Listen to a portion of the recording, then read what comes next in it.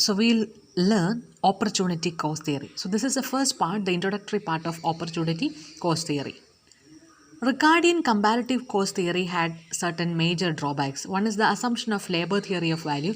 That means labor is the only factor that creates value to the process of production, and that is the value or price of a commodity was equal to the amount of labor time going into the process of production. So the amount of labor force utilized, the time that is utilized, or the work that has been taken place in order to produce a commodity. And he has also assumed that the labor is homogeneous in nature. So labor is not the only factor of production, and secondly there is much heterogeneity in labor. Heterogeneity means differences.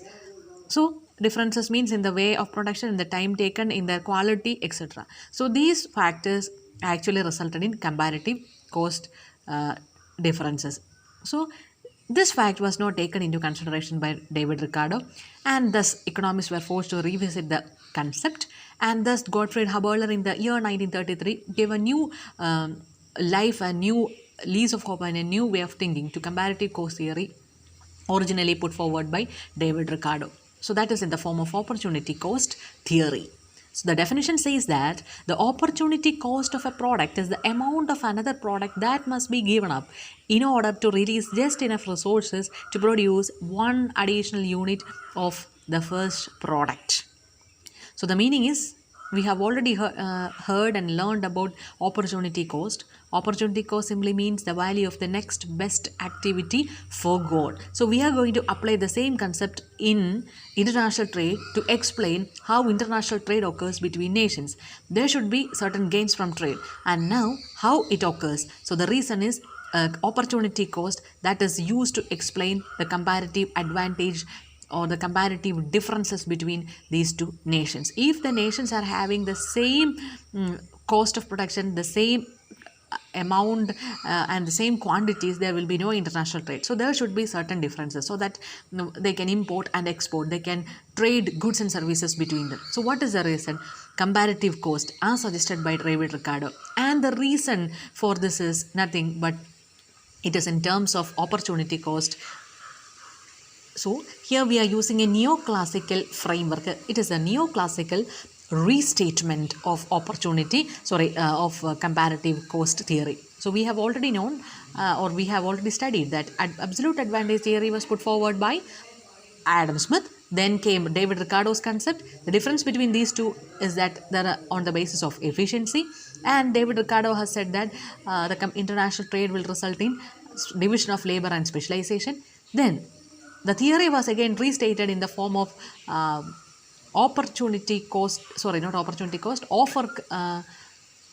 reciprocal demand curve using offer curve by J.S. Mill. Here he has made the theory into comparative advantage theory. So in order to explain that, the concept is known as a reciprocal demand curve. He used reciprocal demand curve to explain the concept, which is also known as offer curve. So offer curve was developed by Edgeworth and the like. So after this, here comes neoclassical approach, that is opportunity cost theory.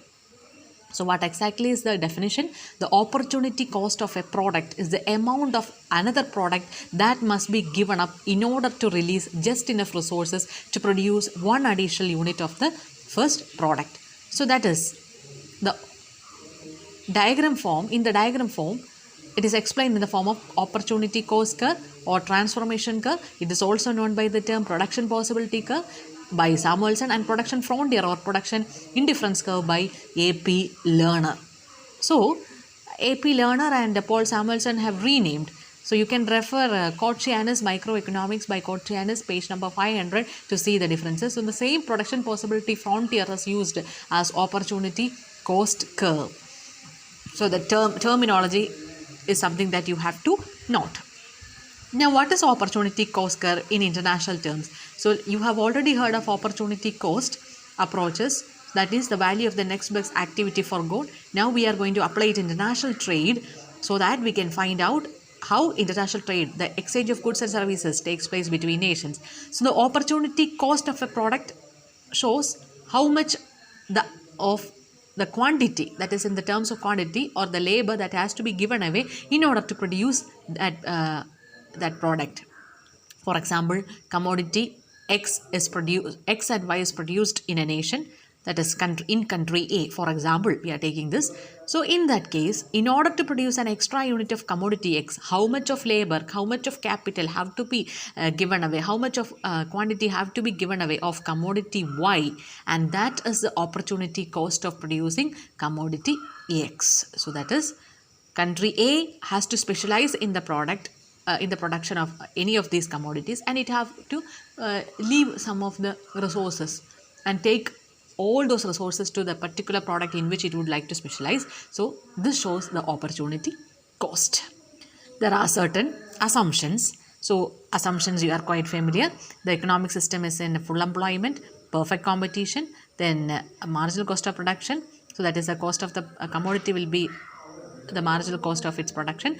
Then factor supplies fixed state of technology is given. There are 2 countries and 2 commodities and 2 producing factors. So 2 country, 2 commodity, 2 factors of production, and perfect factor mobility. Factors of production are perfectly immobile between 2 countries, but it is mobile between the within the nation. So these are the assumptions.